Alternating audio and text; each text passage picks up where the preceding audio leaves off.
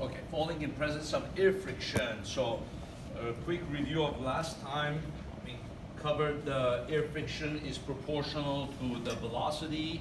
Then we mentioned that when something reaches terminal velocity, then BV terminal is mg, then V terminal is mg over b. So that's the terminal velocity. That after that, the object does not accelerate. Then we developed the equation of the acceleration of the object. Mg minus bv is m dv dt. Then we said in order to solve this differential equation, it's a separable differential equation, and this one goes down here, and then the dt goes up to the top. We integrate from 0 to t, and then this one's 0 to v. And then this integral becomes t, and then this one becomes negative 1 over b comes out to the front, then ln of mg minus bv from 0 to v, right? And then you have here t is equal to negative m over b, right? And then you have ln of mg minus bv minus, and then you put 0 here for v, then you get ln of mg, right? And then you cross multiply here, negative bt over m, then ln of mg minus bv over mg, then you raise both sides to the power e, then you have here e to the minus bt over m is equal to mg minus bv over mg, which you can divide this into both of them. Then you take this to the other side, mg bv over mg is equal to 1 minus e to the minus bt over m. Then you solve for v. So then you have here mg over b, you cross multiply, 1 minus e to the minus bt over m. Okay? So now you see what this equation looks like. We set t equal to 0 here, what's going to be v of 0? So if you put 0 here, it's going to give you what the velocity was initially. So then it's going to be mg over b, 1 minus e to the 0, and then you're just going to get 1, so that's going to be 0, right? So that means it coincides with your assumption that the original velocity was 0, right? And then when you set the t go to infinity, v of infinity, then you put here mg over b, 1 minus e to the minus infinity. So what's the limit of the function as the time goes to infinity? Then e to the minus infinity is going to be 0, so then it's going to be mg over b. So mg over b is going to equal to the terminal velocity of the object. So then we have here, we graph v of t versus t. So what does this function look like? It's an exponentially increasing function, but then it starts to plateau, right? Until it asymptotically reaches the terminal velocity, mg over b. So the mg over b is the maximum velocity allowable for that object, and it approaches it asymptotically. So that means the object never reaches its terminal velocity exactly. It never actually reaches the terminal, but it approaches the terminal velocity as the t goes to infinity.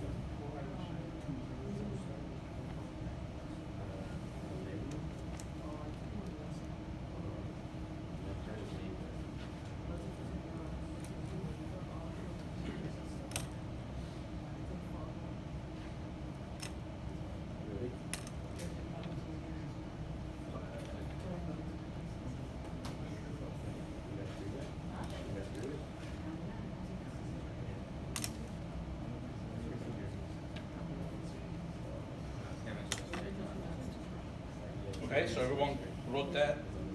Okay, good. Let's see here, we can read a little bit of this.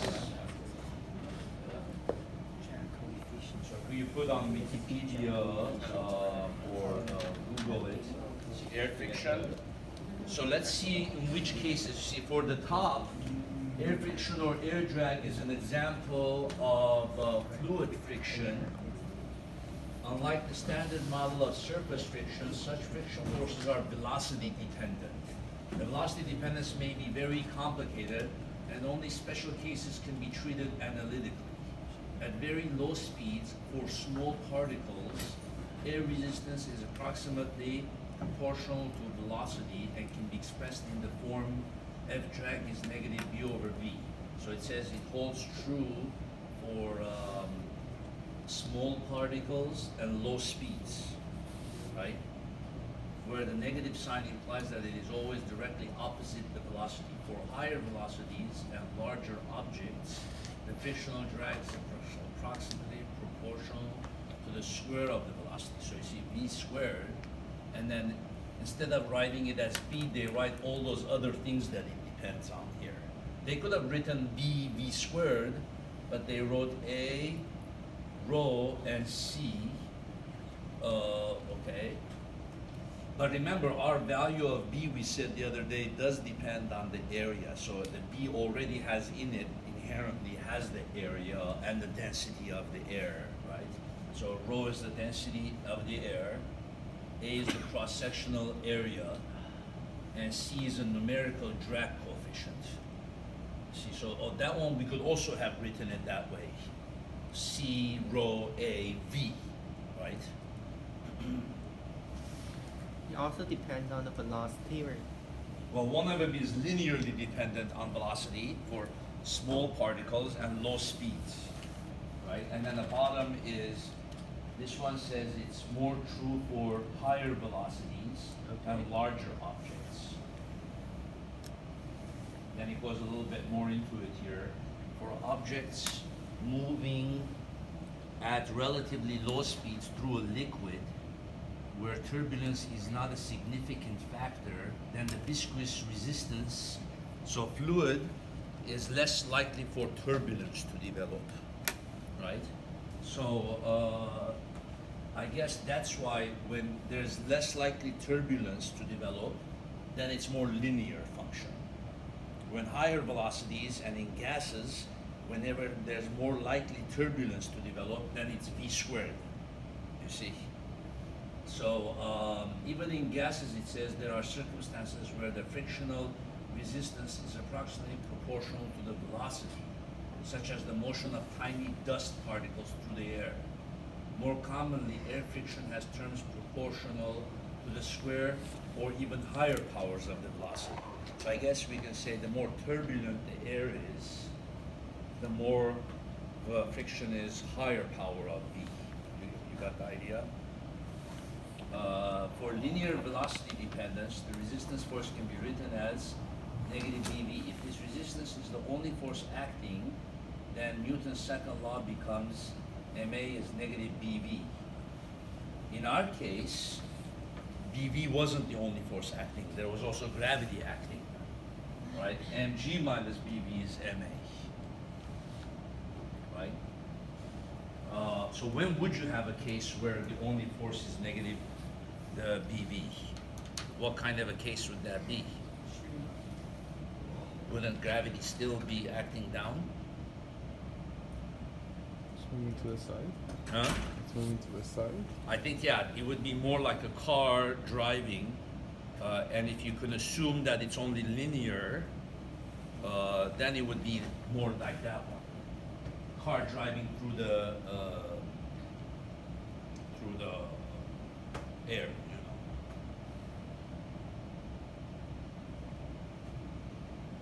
you know.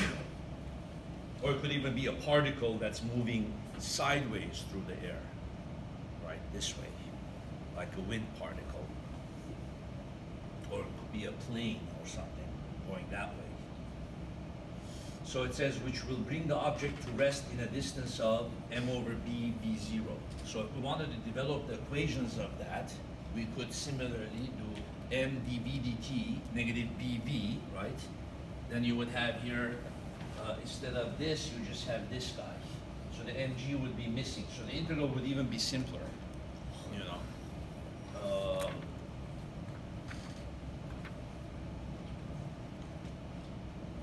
then it says, they say here, if the weight w is mg of the object also acts, then the object approaches a terminal velocity. So mg over v. You see? This terminal velocity is expressed in terms of an effective value of g if the buoyant force is significant. Okay?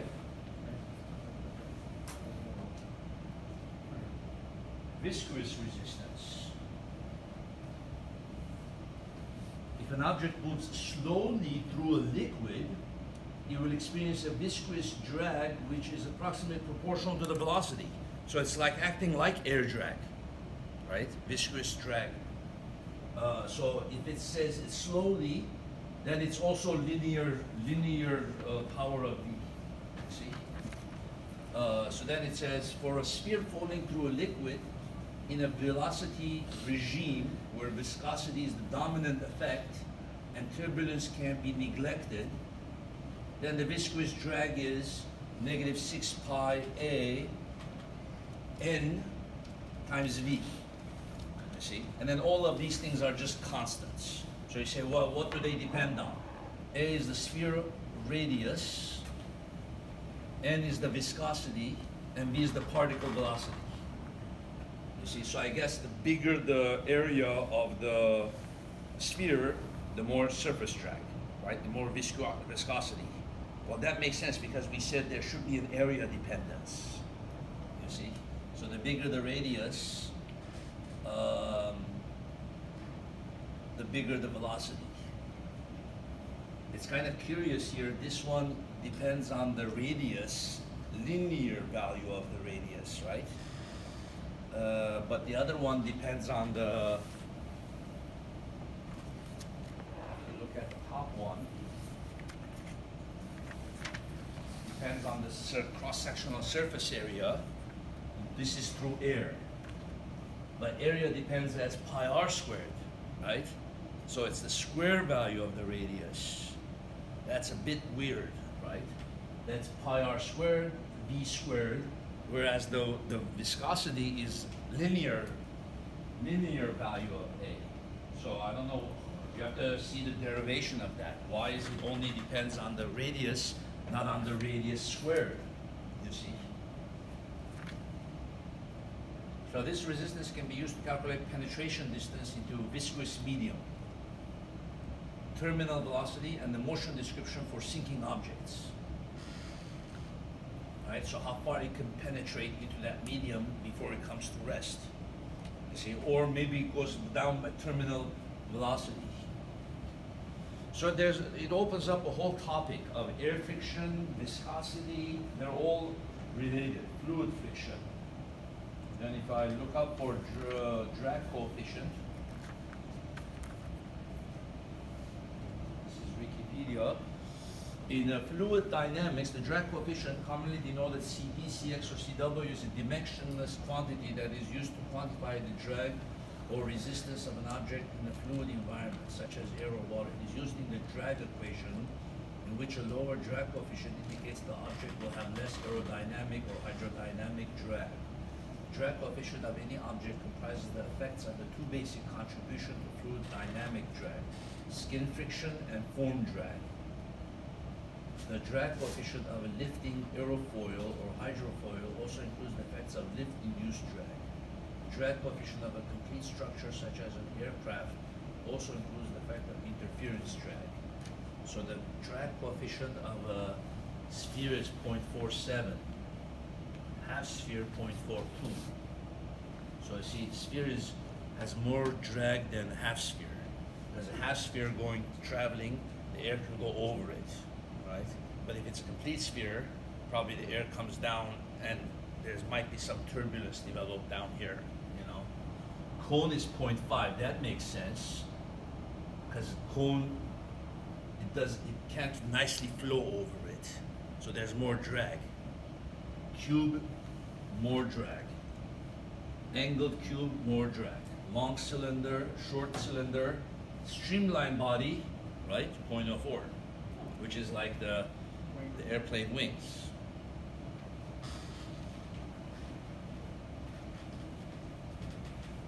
Streamlined half body, Air, yeah. 0.09.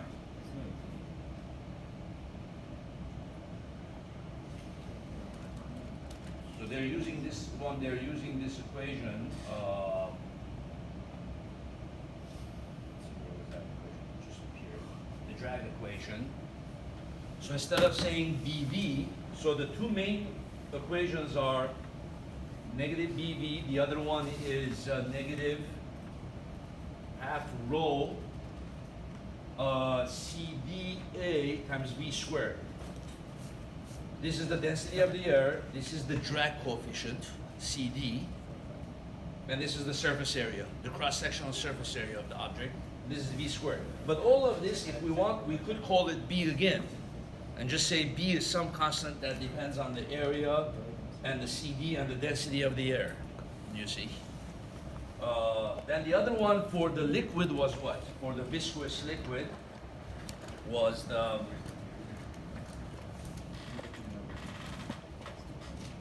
negative 6 pi times N, which is also some kind of viscosity, right? And then the A was the radius of the sphere, and then V. So we could also call this B and apply it to objects flowing in a liquid. So then we can calculate what their R is, what their eta is.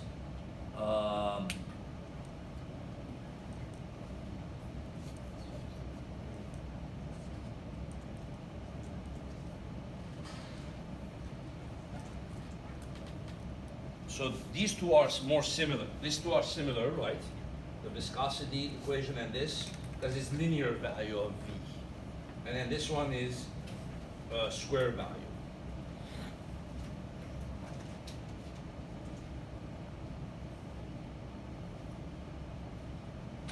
And then CD is 2FD.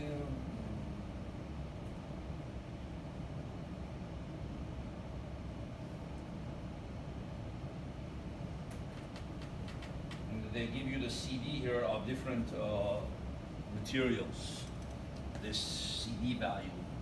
0.001 laminar plate, flat plate, 0.05 turbulent flat plate, pack car, Milan SL, smooth sphere, triangular trapeze,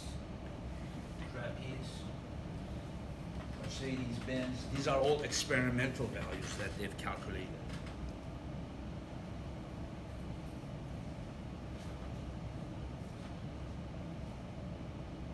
Tesla Model S, 0.24. Tesla Model 3, 0.23. Yay! Yeah, that's my car. All right, so it's a little better than the Model S. Toyota Prius, 0.24.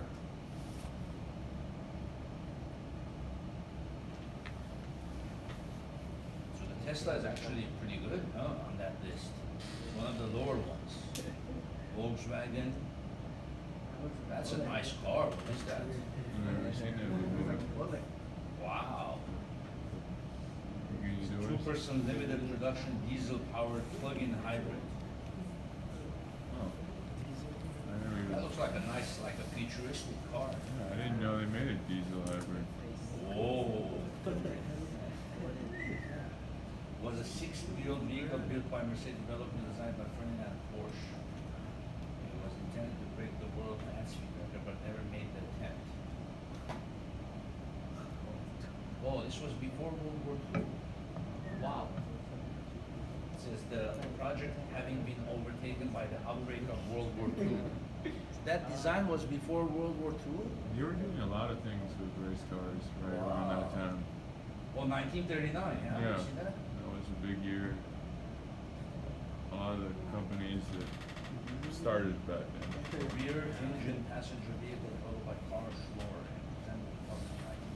Wow, I can't believe this was presented in 1939. Wow. Like they were really doing a lot of cars, and then World War II used up all of America's steel. Oh, really? Yeah, and then so car production kind of halted. So So the Tesla's actually pretty good because everything under looks like very Yeah, the Very- old ones. crazy looking. concept cars. Usain Bolt. Yeah, not fast. Usually one of those. He was on the list. Model Locket, 0.75. That's pretty hot. Road bicycle.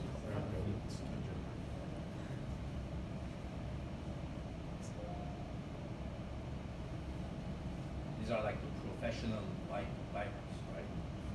So that would be 0.75. No, 1.0, I mean. That's pretty high. Skier, 1.0 to 1.1.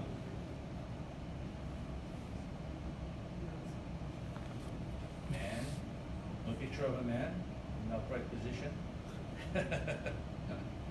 Usain Bolt, Okay, 1.2. What's Empire State Building? Why would they have the air friction coefficient of that? Probably for structural Well, because reasons. It's like a In case long somebody fuse. wants to throw it. Oh, in case the airplane goes into it and it falls? In case it Well, they built. I remember I was watching a documentary where they have to be very careful because the wind will slowly, over the years, ruin the structural integrity of the building. Oh, so is that why Because they this might need is- that? I yeah. wonder why they would even know that value. That's what Yeah. I'm curious about. Because skyscrapers are super tall, the wind slow. Oh, If it's okay. got too much of a drag, it'll start to tear itself apart. Okay, I see. Formula One.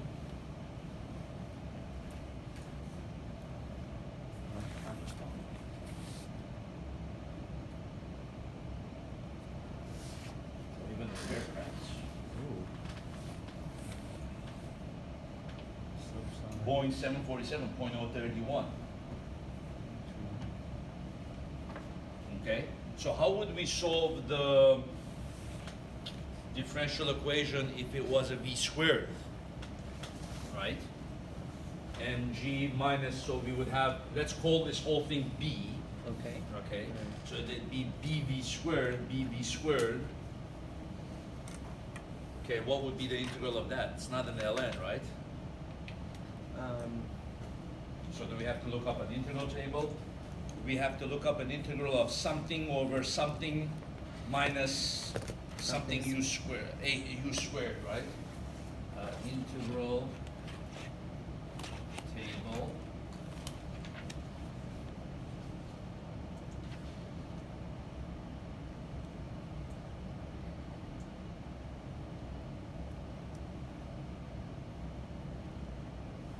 Let's see. I want to look for dv over mg minus bv squared. But the mgb we don't care about because we could always do substitution.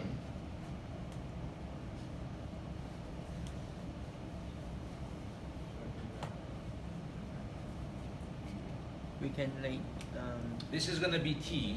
change And then it we to- can say let u equal, we don't use do we use we should do u equal bv squared and then the, let's see here. no No. in this case no we're gonna use a Well, you know what? Let's find the integral first, then we can decide how to do the thing. Oops, I don't know what's go going down. It's like yeah I know like you can square it and then like radical mg Just as long as I Minus found the integral, radical then I b. can do what I need to do. use that formula to separate that into like What if you put it in the solver? Well, no, I'm trying to come up with a general equation. right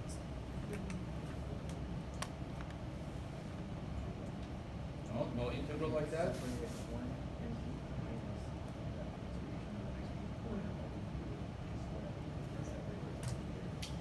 I didn't see anything. You can change it to like a squared minus b squared is equal to a plus b times a minus b. So you can separate that into like a plus b, like something over a plus b minus something over a minus b. Say that again. Okay, so 1 over 1 over a squared minus b squared. That's equal to what? That's equal to something over a plus b minus or plus something over a, yeah, minus b. So you can change it to that format and do oh, it with okay. the So long a same squared. process. But should we get rid of the b here then? That's radical b. You Huh? can change it to radical b, v, and then squared. So change everything to What if I just take the b and put it over here, like write it like this, for example? yeah, you can over b. Just take it over and then factor the b out. Right. Then I'll have mg over b minus b squared. Beautiful. You want to do that? Yeah. So you go b, and then you can factor this in and you'll get that. So then Right, you go 0 to interesting. v, Right. okay? And So take- then how would this work? That's radical mg over b squared. Does that change that one to radical mg over b? Let's see. Square. A minus b plus b. You're gonna, like- A minus b plus a minus b plus a plus b. And then you're gonna have your b cancel. So Solve for A. you're gonna have 2a. So I want my 2a. You can solve for a and b. Solve the big A and big B. Oh, okay. So basically, you're saying 1 over mg minus b squared is equal to a over Radical radical mg over mg over b radical mg over over b b minus minus b b or plus plus b b plus plus b b over over radical radical mg over b minus b, and then solve for a and b. And So then this times this,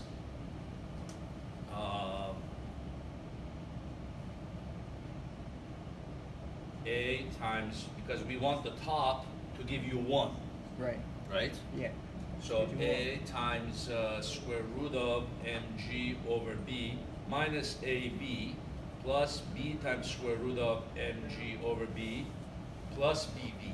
that's right. And then factorize that. Oh, okay, yeah. This is calculus 2? That's Calc Calc 2, right? Calc 2, right? Yeah. So then that's equal to this plus this needs to equal 1, That's correct. right? So a square root of mg over b plus b square root of mg over b needs to equal 1. And then this part of it, negative ab plus bb, should equal 0 because the top has no, it's no v in it, right? Right. So that should equal 0. So a equals b then. Is that true? So a equals b. You can, let me see.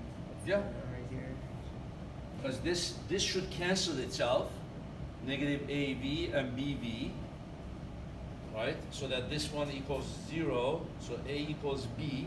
Therefore, if a equals b, then we can solve for what they need to equal, right?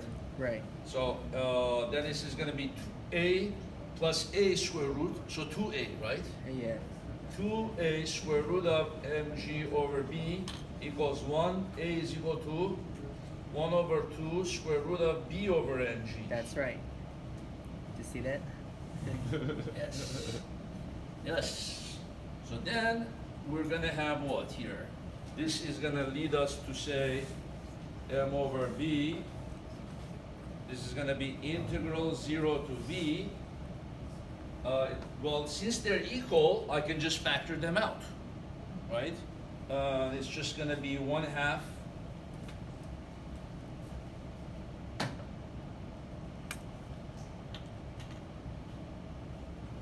square root of b over mg. I just factored them out. Then you're just going to have 1 over this thing plus 1 over this thing.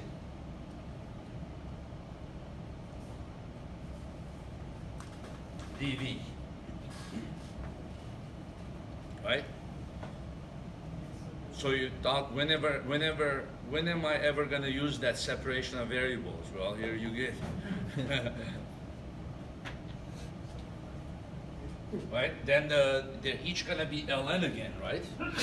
ln and ln. Right?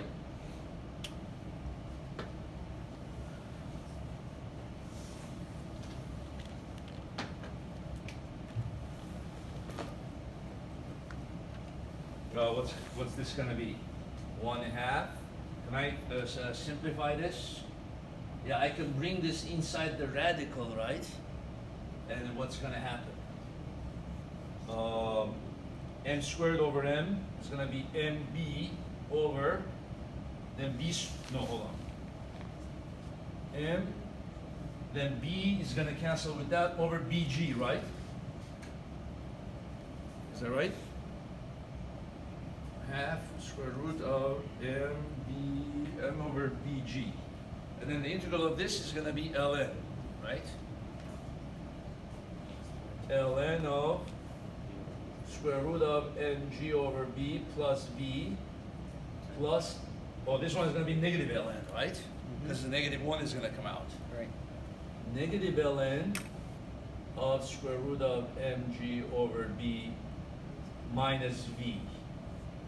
From 0 to v. So remember, 0 doesn't always just give you 0, you know? So you have to make sure to put it in. So then you have here t is equal to 1/2 square root of m over bg ln square root of mg over b plus b minus ln. And when I put 0, I get what? Negative ln of square root of mg over b. Then you put 0 in here, and you get positive ln of square root of mg over b. In this case, it cancels out when you put 0. Because you put 0 in here, then you put 0 in here, but then they're minus, right?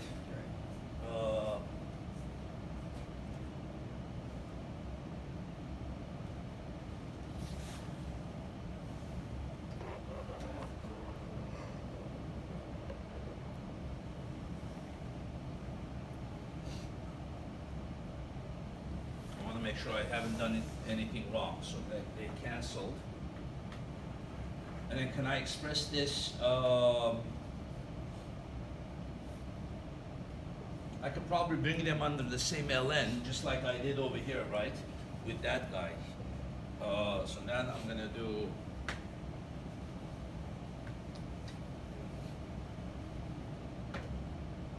t is equal to 1/2 square root of m over bg ln of what? Square root of mg over b plus b over square root of mg over b minus b. All right?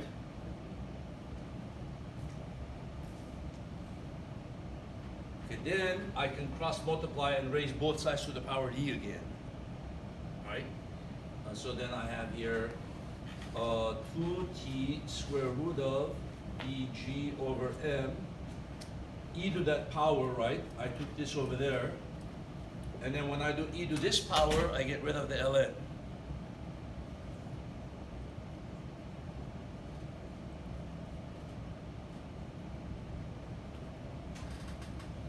So what's my eventual goal is to come up with an equation like this that describes the velocity as a function of time for those kind of cases, right? So now,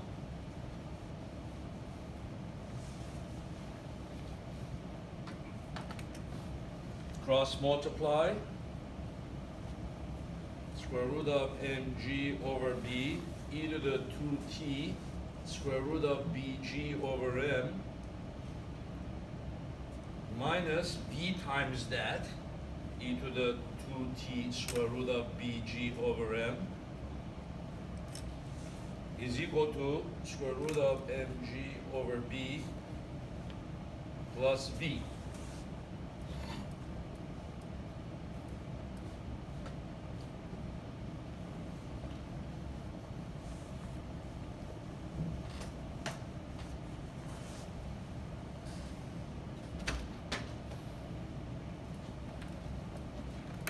And then I can bring this one and this one combined, and this one combined, and then solve for v as a function of t. So this one can go over here, right? Square root of mg over b. This one comes to this side, and I get e to the 2t square root of bg over m minus 1. And then you get, this one goes to the other side.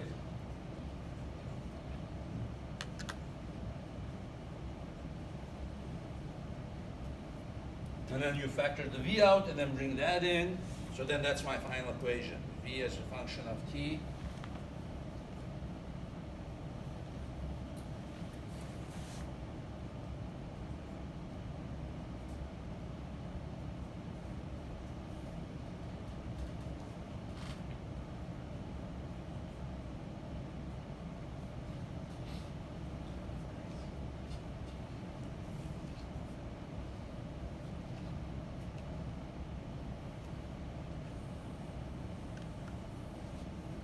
Okay? Now let's see what kind of a function this is. Let's see if it satisfies these conditions or if it behaves like this. At t equals to 0, what should it give me? 0. Yeah, because our assumption was when we integrated from 0 to v, right? So if whatever equation you derive, you should get when t is 0, you should get 0, right? So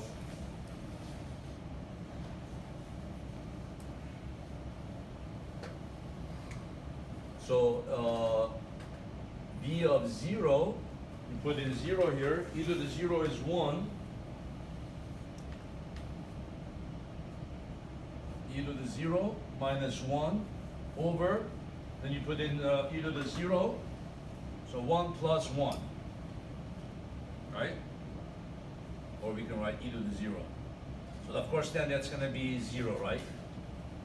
Yeah. How about the limit as t goes to infinity?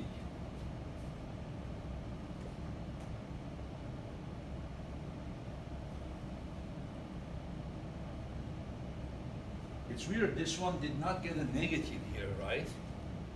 This one has a negative here. Did we forget that negative?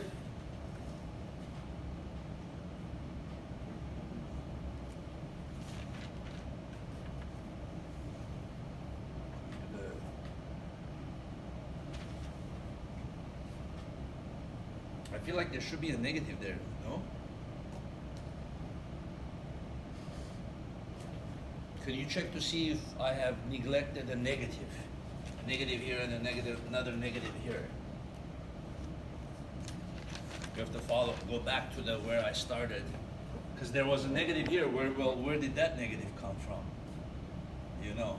So look at the differential equation, the separation of the variables, where did that negative come from? And then why don't I have a negative here? This is a good check for you. Go back and check all the steps I've done.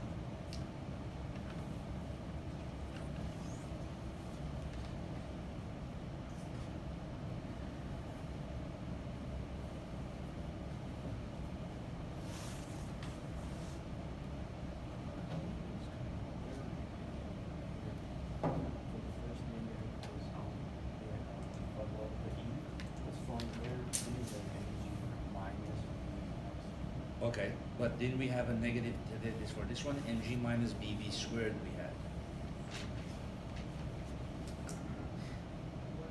When you separated them to ln and ln, I think you might have forgotten to take out the negative. It's fa minus fp minus fa, right? When you did the fa, the v was negative, right? Okay. So you have to take it out by 0. And you might have, instead of minus, you might have been plus. So what's that gonna do if you follow through? Change the sign, see what the effect of that is gonna be. Make the correction that you're suggesting. Are both of these gonna turn into a negative? Well, if they don't turn into a negative, what is the limit of d of t gonna come out? It's Okay, gonna so- come out mg over b. This thing is gonna be dominating over that, so it's gonna be e to the 2t That's gonna be over e to the 2t. Oh, that's gonna be it's gonna radical cancel. It's just mg gonna over be b. square root of mg over b. Actually, it's not bad. Yeah, right. That means it approaches It's some the kind same of thing. terminal Yeah, velocity. it's kind of similar to that. Like, If it's a negative, what's gonna happen? Then it's gonna be e to the minus infinity, to positive, I mean, and then e to the minus infinity is gonna be 0, so then it's gonna be negative 1 over 1. yeah, No, I think it's better if it's positive. yeah, positive. So somehow the negative gets lost somewhere. It's better for this one to come out positive. I can make yours correct. Yeah.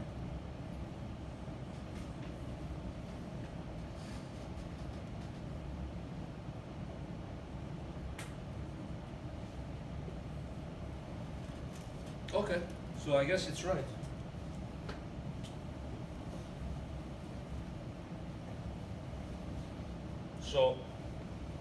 So here's the summary then for the v of t equation. It looks like this. If it's a v squared function, right? Now in some cases the Wikipedia said it could even be a v cubed. Depends on how turbulent the air is. V cubed, we would have a different equation, right? Now once you get the v equation, how can you get the equations for the acceleration as a function of time and the position as a function of time? Take the derivative of it. Yeah, that one is actually easier because you've done the majority of the hard work. So if you go to my website and go to physics 1 and test 3 formulas. So we're talking about, we've done the majority of the hard work by deriving the v equation. Once you derive this, then you can take the derivative of this, and that's going to give you the acceleration of the object as a function of t. So a of t, so the derivative of this negative b over m comes out, cancels with this, and then you just get that. So you take the derivative of this.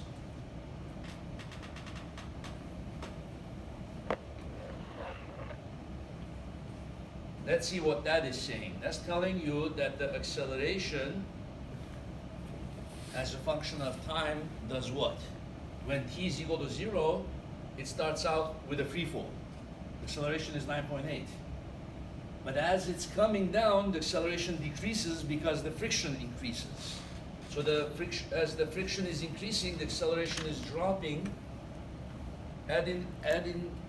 asymptotically reaches 0, right?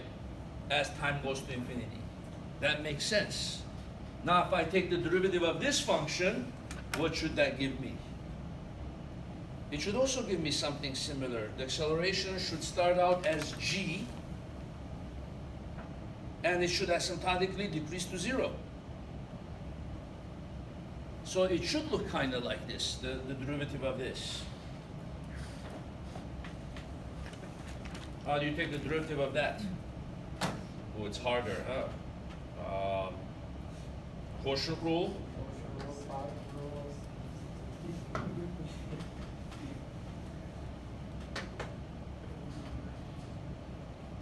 Let's see, quotient rule, I guess. Very good luck. This times the derivative of that, right?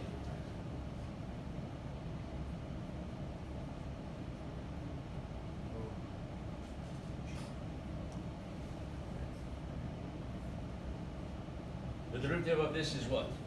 E to the 2t square root times the derivative of the inside, which is going to be what? Just the 2 times square root of bg over m, Right. minus the top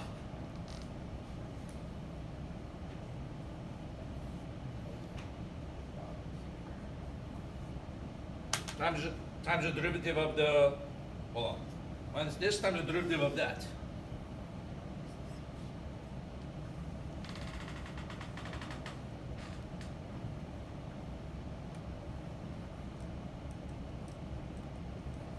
Over the bottom squared.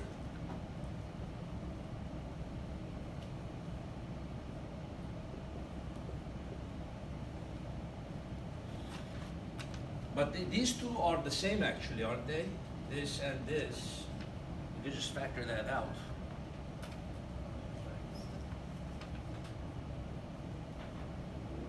So the 2 comes out. Square root of bg over m comes out.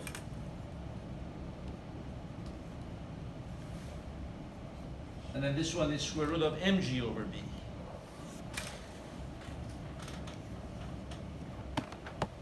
Right? And then this one comes out, e to the 2t square root of bg over m. This guy comes out, this guy comes out, this guy comes out. All this in the circle comes out. Then what happens to this one? 1 plus e to the 2t, right? Minus e to the 2t minus 1. So what happens there? E to the 2t minus this. I love that. All right, it cancels. So 1 plus 1, that's a 2. Over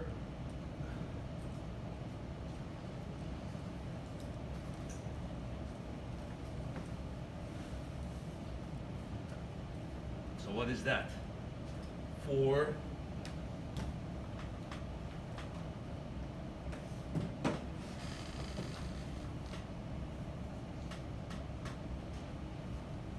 and what's this?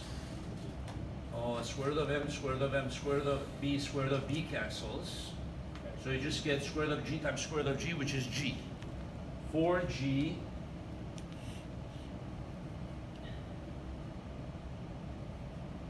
oh, beauty, beauty. Brutal. Right? As Kennedy would say. Right? Limit of that as t goes to 0, right? A of t is going to be what? 4g e to the 0 over 1 plus e to the 0 squared.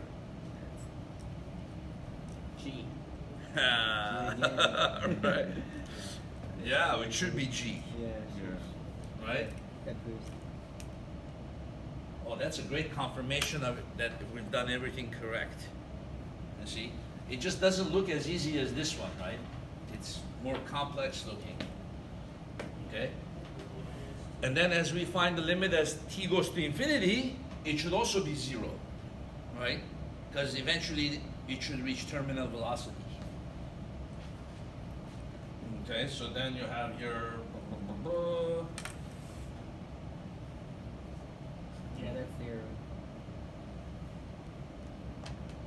okay, so now we're gonna do limit as a goes to infinity. Limit as t goes to infinity of a of t. So as t goes to infinity, this one dominates over that one, Right. So that's Right. 0. so then this becomes square root of that, Right. which means you have That's the, right. big number on the bottom, right? That's Exactly. 0. So that's 0, exactly. Wow, it worked out. Yeah. When you say v and v squared, you're talking about like the behavior of the velocity. Yeah, remember the different frictions that we saw? Yeah. Yeah. Okay. The behavior of the friction force on the velocity. The dependence of the friction force on the velocity of the vehicle.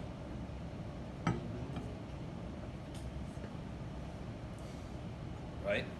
So is in one case the friction force is depending on the square of the velocity, and in the other case depending on the linear. So what it's saying, what the article was telling us, that the more turbulent the flow is, the more higher power of the velocity. You know? Okay, now how do we get this equation? The dependence of the y as the function of t. Right? So then we just do v is equal to dy dt, and then dt goes over there. And we integrate it.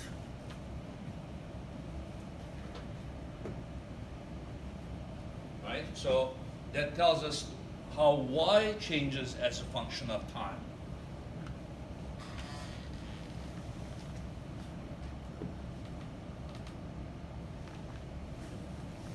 Let me write the AT equation here. What was it? 4g e to the 2t square root of bg over m over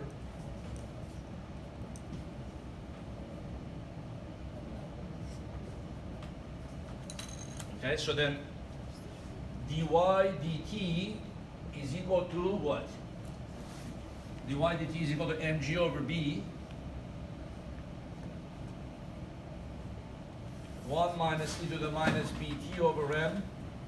So the dt goes over there, then you integrate it 0 to y, 0 to t.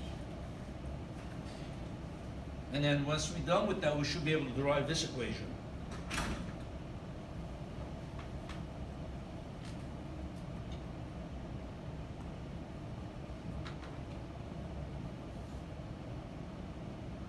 What's the integral of 1?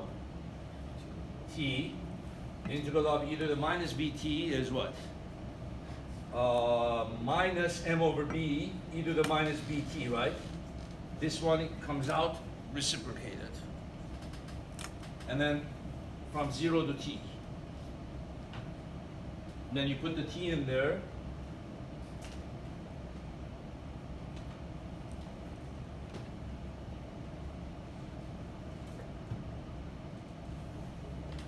Then you put the 0 in there, 0, you put the 0 in here, then when you put the 0 in here, it's not 0, it's 1, right? So then you get m over b. So that is the position function for an object falling.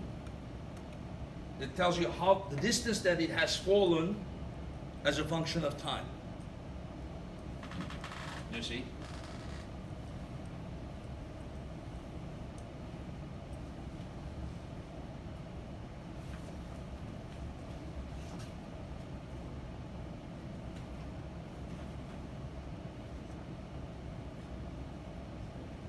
How would you do that for this case? You would say dy dt, and then dt goes to there, dy is here, right? Then you would integrate this guy. Is that awful integration or doable? Is that a happy face integration or a sad face? dy square root of mg over b e to the 2t square root of bg over m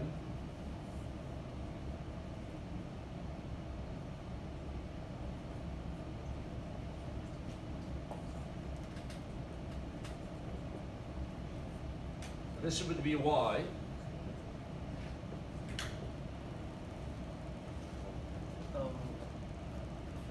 This is of the form e to the x minus 1 over e to the x plus 1. You know, they're doing that integral. What is that? E to the x minus 1? That should be minus right here, dy. So it's mg over b, 1 minus e to the, on the top, right there. Yeah. Oh, 1 minus. So everything. Well, 1 minus. So then it's going to be t minus, That, or t plus. and everything they change. Right? Yeah. So then this is going to be Plus plus. and minus. What was that? Yeah, exactly. Plus and minus.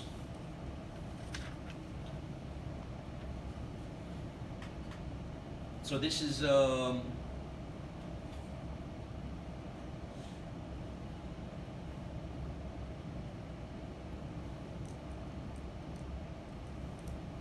what's the integral of e to the x minus 1 over 1 plus e to the x dx?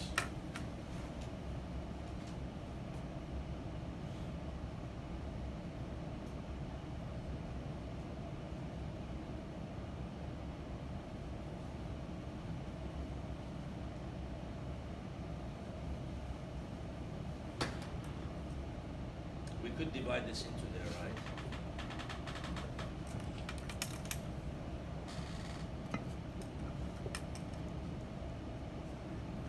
Subtract. So then you get here negative 2.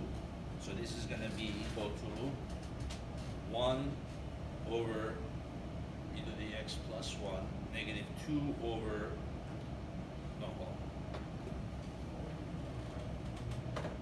on. 1 minus 2 over 1 plus e to the x, right? Right. So you can take this, say this is of the form e to the x minus 1 over 1 plus e to the x dx. And then divide this into here, you get once, and then you get here e to the x minus 1, then you subtract, you get negative 2, so then you have this. Can you then say let u equals 1 plus e to the, no, u is equal to, is there a form for this? You can use the same, use the same method, or How? That u equals 1 plus e to the x? Du is e to the x dx. oh wait, so in this case. No, you need something on the top, Yeah. right? Right. Let me see if the integral table.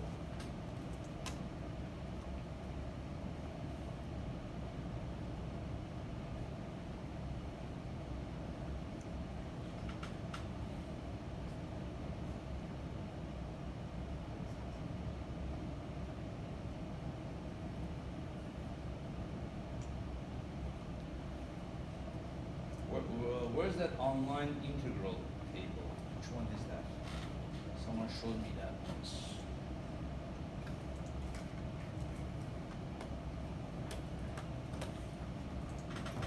Does anyone know that website where you can integrate? I think some of the calculators. I think it was this one. Oh yeah, it works it out for you. It works it out for you. I don't know if it's this one or a different one, but This is a symbol lab. Huh? Symbol lab? Simple Lab? oh yeah, you might be right. I think this is one of them. Which one? Is there another one? Symbol Symbol lab? Lab? Which one is it?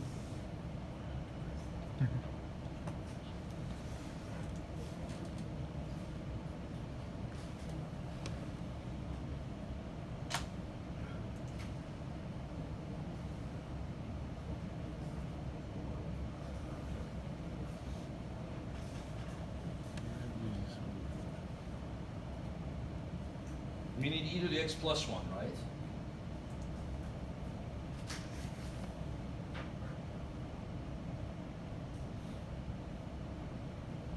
I knew it was going to be something like that.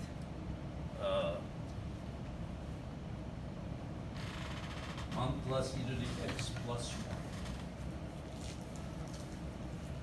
1. Negative ln e to the x plus 1 plus x. Okay, so then what is ours going to be?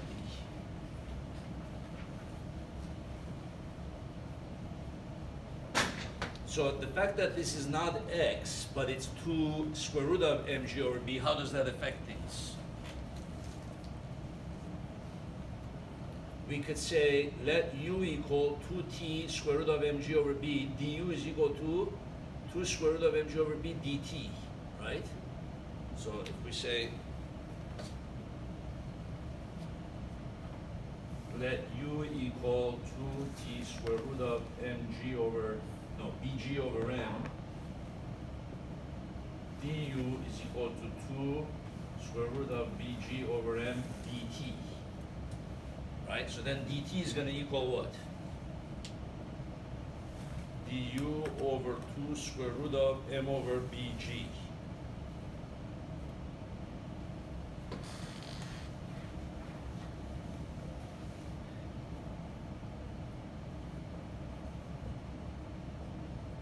So then what's going to happen, this part is just going to come out. Square root of m over bg, 1/2 square root of m over bg, right? Then I'm going to have integral 0 to t e to the u minus 1 over 1 plus, or I should just write e to the u plus 1, and then du. And if I want, I can change the limits of the integral, right? I can say when t is equal to 0, u is 0. When t is equal to t, u is 2 square root of bg over m. Right. Then this one will be what? Y of t, 1/2. G cancels G. Then you get what here? M over what? 1/2 M over B, right?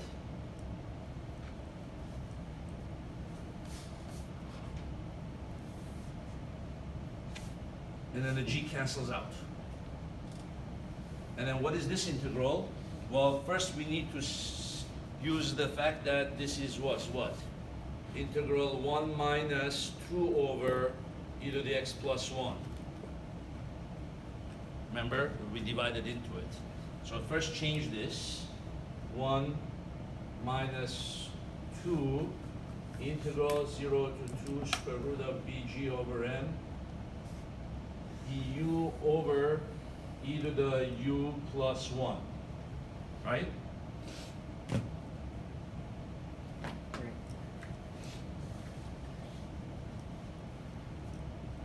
This whole thing. Oh, this is also integral. Du. Because it's the integral of this guy and the integral of this one separately, right? And then from 0 to this guy.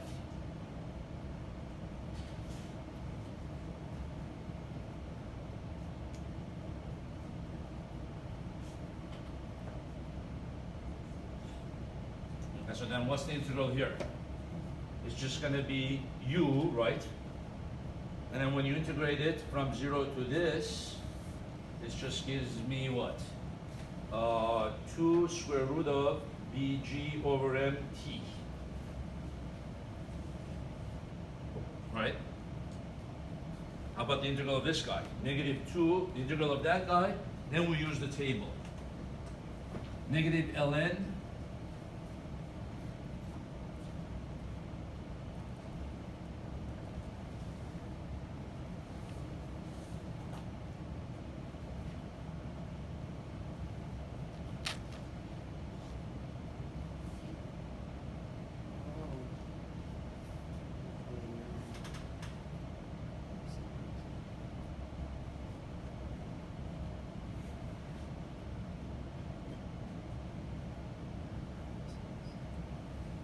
Well, this is my integral of that, right? Right. Then I put this guy in there. So that this one goes in here. Oh, there's a t here, right?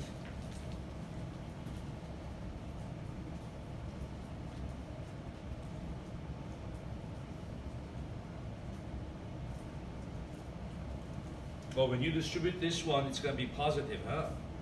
So positive 2 ln of what? E to the 2 square root of bg over mt plus 1, right? Then now plus, oh, hold on. Minus 2 goes here, is plus 2. Then minus 2 goes into here, becomes negative 2, right? Well, there's a lot of signs to keep track of here. Negative 2 times u, which is this guy.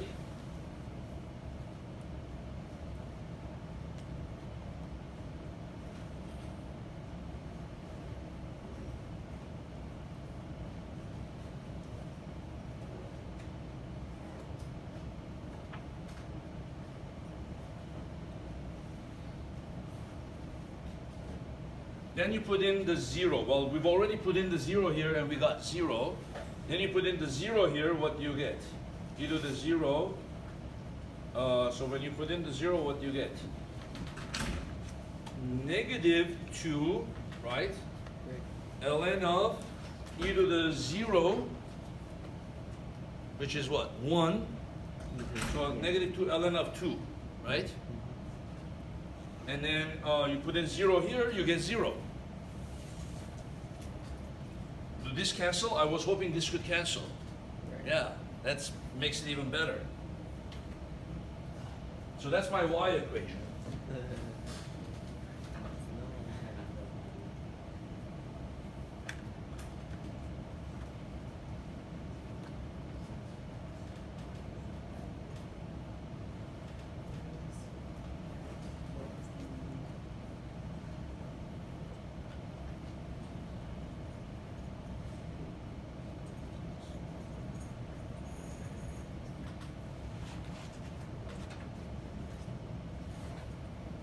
Well, I can factor out the 2, Should right? it be, And then get rid of that. should it be plus?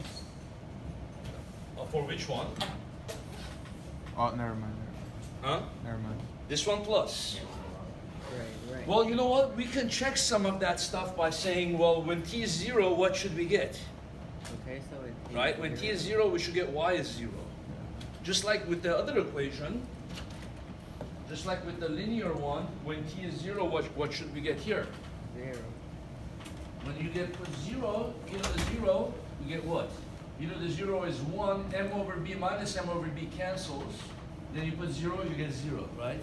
So sometimes if you have a worry that you made those signs wrong, you can do a little check, right? You put 0 into here, what do you get? E to the 0, 1, ln of 2 minus ln of 2, yeah, 0. exactly. So it should be a minus.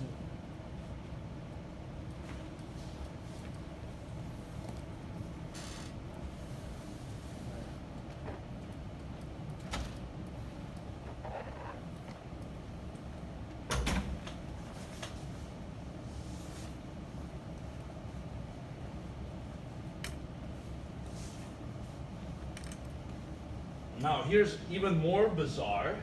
After checking to see if the 0 comes out, it is coming out. You can check to see if the behavior of the function is right in the cases where the b coefficient is negligible. In other words, take for example this function, assume the air friction coefficient b is such a small number that almost you can assume that b is negligible. So if I drop the marker, is the constant b negligible on the marker? Yeah, because it's not like a piece of paper that's laid out, right? So how should its y function change as a function of time if the b is negligible? Just m should. It should be half at squared, right? Yeah, right. Because v initial is 0. So this function here should yield me 1/2 gt squared when b is negligible. Okay, so. Y of t is mg over b.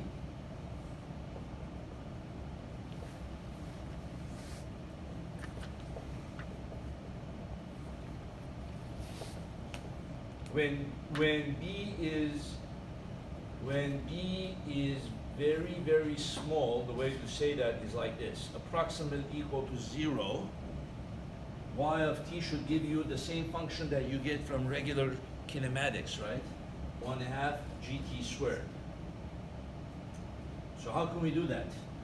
Well, we look up the Taylor series expansion of e to the minus x. Yeah.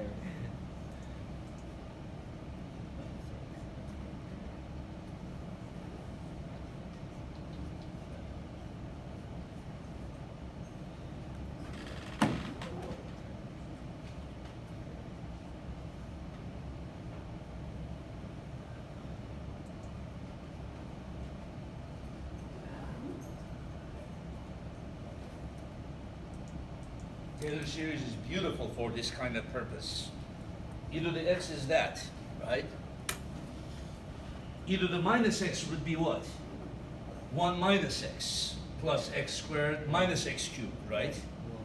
So what we'd argue is that when the x is small, x squared is gonna be smaller than x cubed is gonna be even smaller, so you only might need 2 or 3 of the first terms to reliably describe that function, Right. right? Right. So when when the b is negligible, I can keep the first 2 terms or the first 3 terms, depending on how many I want to keep, right?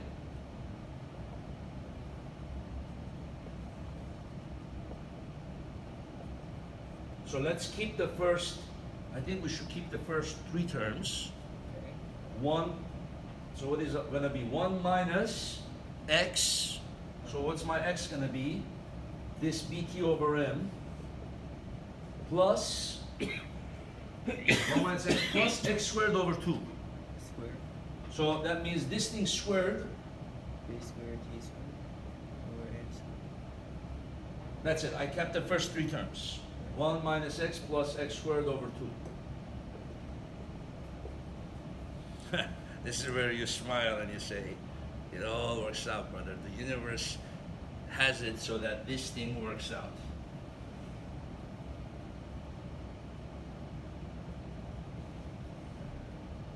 Distribute this in. M cancels, B cancels. Distribute that in. B cancels B. Distribute the M in.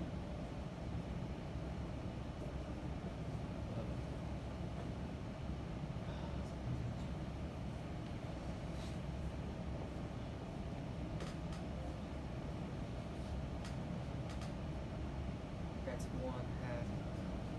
Oh, I'm missing the G. That's magic. mg over b times bt squared over 2m. Yeah, that's exact. 1/2 GT squared. So whenever the air friction is negligible, have gt squared. Right? Beautiful. Amazing. Everything works together. So you could kind of argue that half gt squared is a close approximation to the reality. This is the really what's happening even when I drop the marker, because there is air friction. So which of the two is the more accurate? This one. But because the b is negligible, it behaves as a square function. You see? But that's the real one. Okay, can I do that same angle, this approximation to this function? I should be able to, right? When b is small, what do I do? Should I expand the ln function? I could probably expand both of them, right? E to this, then expand ln. Or what if I expand ln first? What's the ln?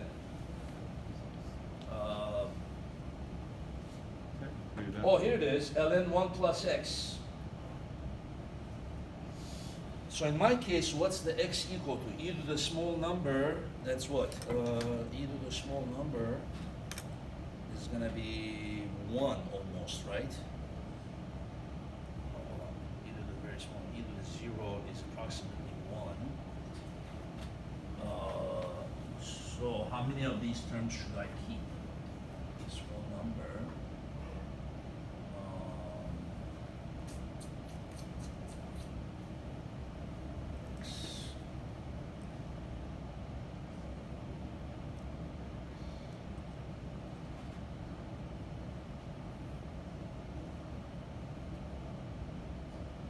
In my case, for example, here I have e to the x.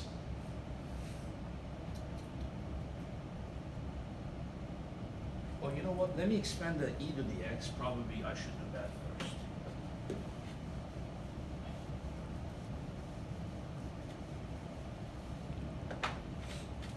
What if I were to expand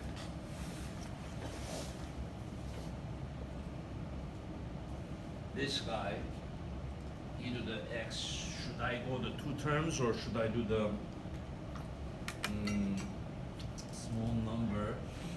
maybe I could do the first two terms, 1 plus x for this guy. 1 plus x. 1 plus, and then x will be what? 2 square root of bg over mt plus 1.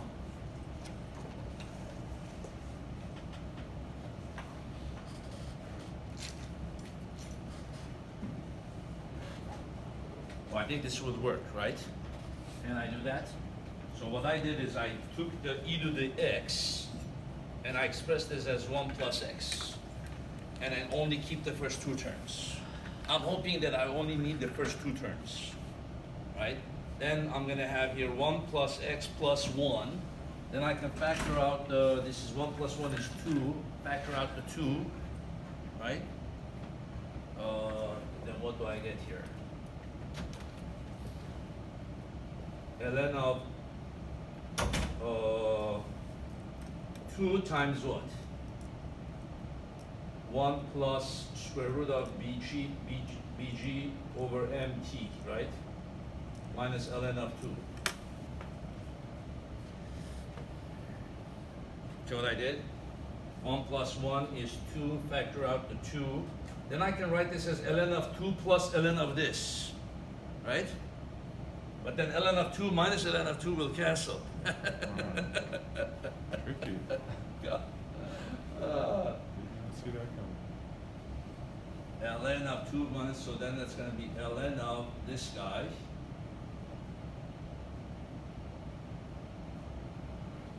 Then this one I can use the ln expansion. I can say this one, and then let's do the second one.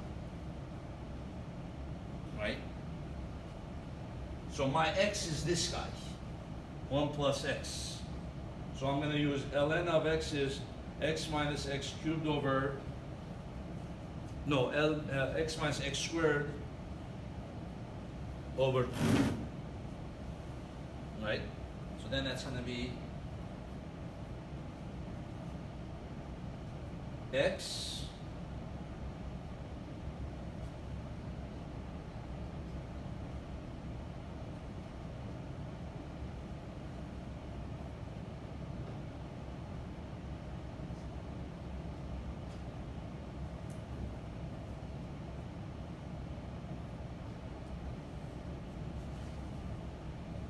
minus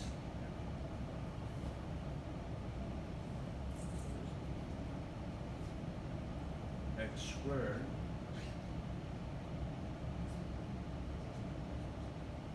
over 2.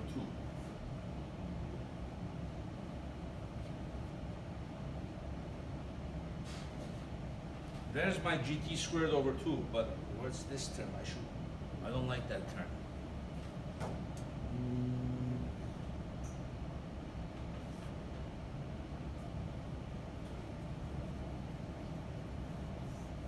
Should be like from -1 to 1. Like that's Taylor's theory. So it should be convergent. The way you did, like since it diverges. Oh, mine might diverge. Yeah, diverges. That's why you don't get it. Oh, so is y equal ln 1 plus x even, odd, or neither? X is between -1 to 1. When t goes to infinity, that's gonna be super big. No, I'm only doing b small numbers. Oh, okay. Ln of that, either the x is 1 plus x. X is a small number.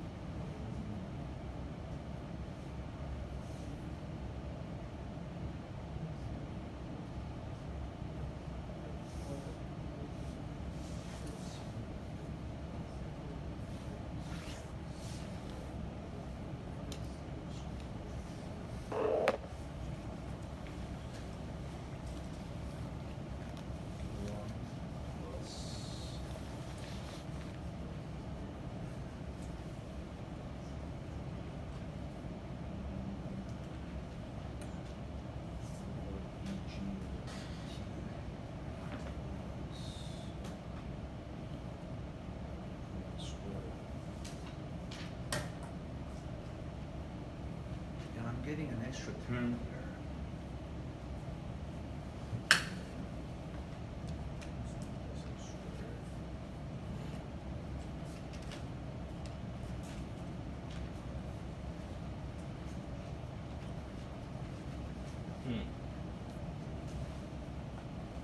And this is canceling. This is what I was hoping for. This one. This one we are getting m cancels, b cancels, g over 2t squared. But we're getting this extra term. I can't just get rid of it and say, oh, we're fine, you know. But maybe we'll look at that over the weekend or something, see where that should go. But if you do that check, it should work out that the behavior of the function is t squared for small values of b, you know. Well, this technique usually should work, but like you're saying, maybe we're not in the right range, no? X is 0, but in our case, x is small values of t. You're saying that t is Small values of more. t. Huh? You're saying that t is more enough.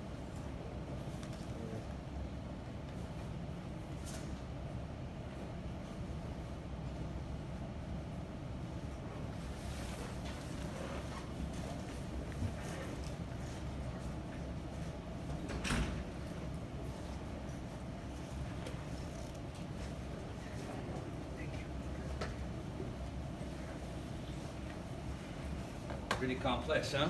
Okay, guys, that's end of chapter 6. So study hard for test. Here we go.